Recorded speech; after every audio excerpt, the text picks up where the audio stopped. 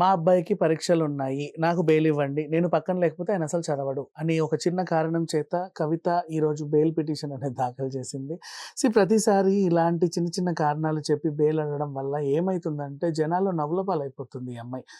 Reason కూడా ఉంది. ఎందుకంటే ఆహ్, స్టార్టింగ్ కూడా నాకు తాళిబొట్టు కావాలి, అది కావాలి, ఇది కావాలి, కోర్ట్ అనుమతి ఉంది, నా పెన్ను కావాలి, పేపర్ కావాలి, నేను జాతకాలు రాస్తాను, ఏదో ఆ భగవద్గీత చదువుతాను, చేతబడి చేస్తాను, నాకు ఆ సామాన్లు కావాలి, ఈ సామాన్లు కావాలి, ఇలా పిచ్చి పిచ్చిగా ఏది పడితే అది అడిగేసింది.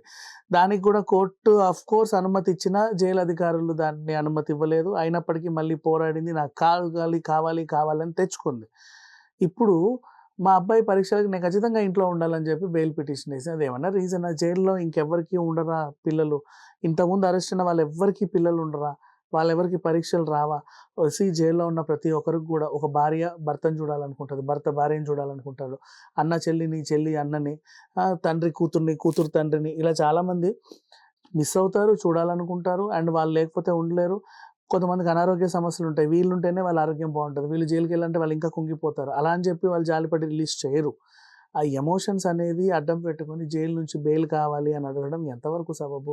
చేసిందే దిక్కుమాలిన నేరం. మళ్ళీ దాంట్లో ఆఫ్‌కోర్స్ అప్పటికే నువ్వు 100 ఫోన్‌లు ధ్వంసం చేశావని వాళ్ళు చెప్తున్నారు. లేదు నేను ఫోన్‌లను ధ్వంసం చేయలేదు, అన్నీ ఇచ్చేశానని నువ్వంటున్నావు. అది అసలు నీ ఫోన్‌లే గావు. ఏదో పిచ్చి పిచ్చి ఫోన్‌లు తెచ్చి మా మొహాన కొట్టేసి ఇదే ఫోన్‌లు అంటున్నావని వాళ్ళంటున్నారు. ఎవిడెన్స్‌లు తారుమారు చేస్తున్నావు అంటున్నారు. బయటికెళ్తే ఈవిడ వల్ల సాక్షులు ప్రభావితమయ్యే ఛాన్స్ ఉందని కూడా వాళ్ళు భయపడుతున్నారు. ఇలాంటి క్రమంలో ఆల్రెడీ ఇంతమందిని అరెస్ట్ చేసి ఈవెన్ కేజ్రీవాల్ అంతటి మనిషినే అరెస్ట్ చేసి అక్కడ పెట్టిన తర్వాత ఎందుకొస్తది కవితకి బెయిల్? అండ్ పైగా ఒక చిన్న చిన్న పిచ్చి పిచ్చి రీజన్స్ ఇంకా చెప్పాలంటే బెయిల్ ఇవ్వాలంటే కేజ్రీవాల్‌కి ఇవ్వచ్చు. వై? బికాజ్ అతనికి వేరే వేరే దాంట్లో కూడా కొన్ని కొన్ని కేసులున్నాయి. వాటిని కూడా సమర్థించాలి. అండ్ తను సీఎం. ఆ స్థాయి ఇంకా పోలేదు. అలాగే ఉండింది. అండ్ ఆయన 4.5 కిలోలు తగ్గారు మొన్నటికే. ఈ రోజుకి ఇంకా 5, 6 కిలోలు తగ్గుంటారు.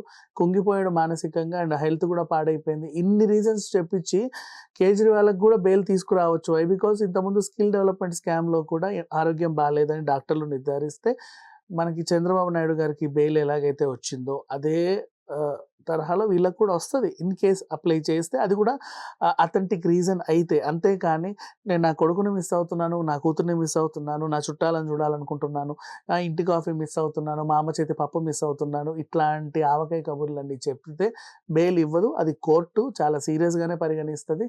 అండ్ ఏదేమైనా ఈ విచారణని 8కి వాయిదా వేసింది కోర్టు. మరి 8దో రోజు ఏమవుతదో వేచి చూద్దాం. Thank you so much.